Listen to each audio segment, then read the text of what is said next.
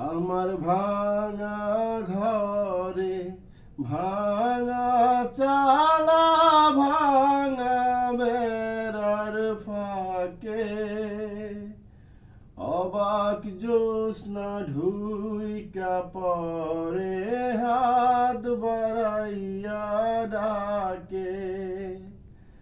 হাত ইশারাই ডাকে কিন্তু মুখে বলে না